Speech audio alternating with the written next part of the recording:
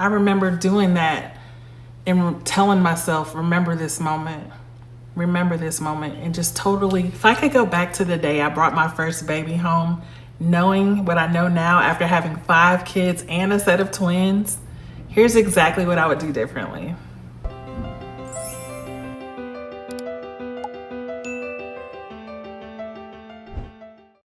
Hey, beautiful parents. I'm Nicole Roshell, a mom of 5, including twins, registered nurse, and luxury newborn care specialist, and you're calm in the chaos of early parenthood. Welcome to the Blissful Baby Network, where your calm and confidence isn't just a vibe, it's the new luxury. So if I could start over, I'd stop trying so hard to get everything right, and instead I'd focus on being more present, because the fact of the matter is I didn't know what I didn't know. And the thought of that alone made me terrified to even be alone with her because I didn't want to break her. And that caused me such extreme anxiety and just anxious to be around her. And I was always on edge. I'd remind myself that my baby doesn't need a perfect mama, just a peaceful one. Because when you're calm and grounded, your baby feels it too. I'd also protect my peace like it's part of the baby's care plan. I'd say no to visitors who drained my energy, and believe me, there were definitely some visitors who did that. And yes to naps and showers and quiet moments that recharge my soul. And most of all, I'd give myself permission to rest without guilt.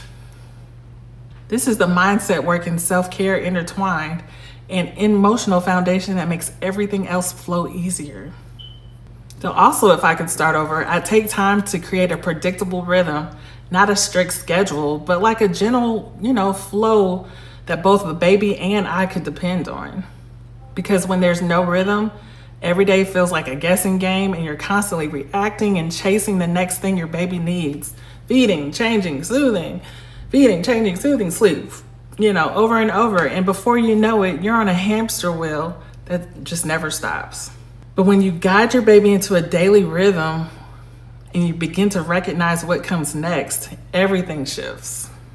They eat when it's time to eat, they rest when it's time to rest, and play when they're awake and alert.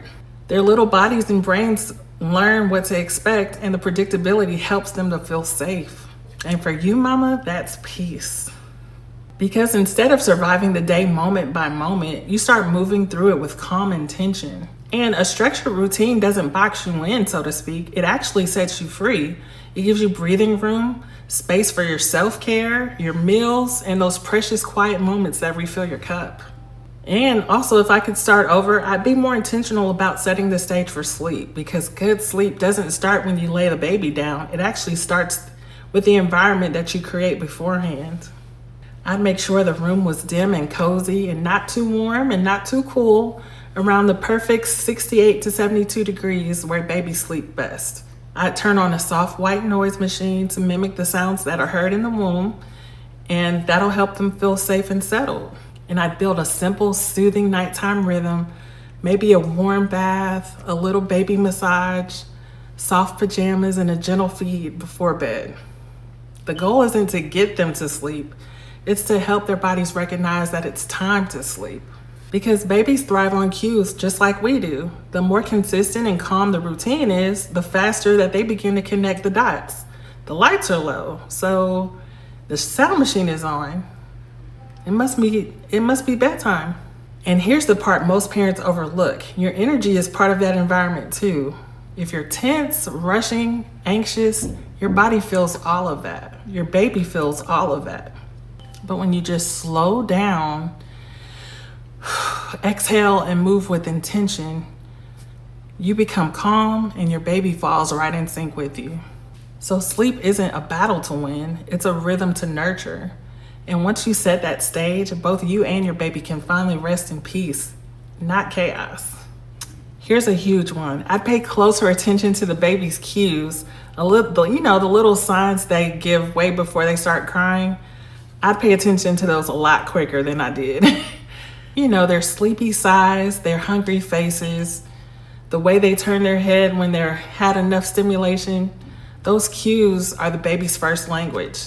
And when you learn to read them, everything changes. So try to read that as soon as you can. You start to respond with confidence instead of panic.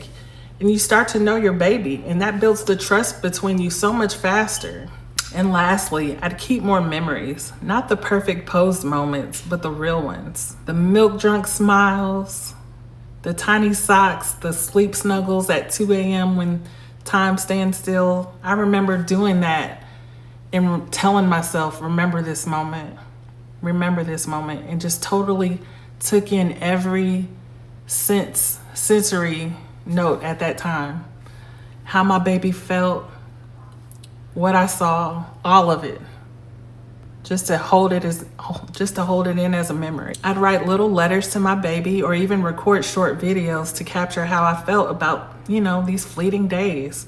Because one day that tiny newborn will be taller than you, and you'll wish that you can hold those moments just a little longer, trust me.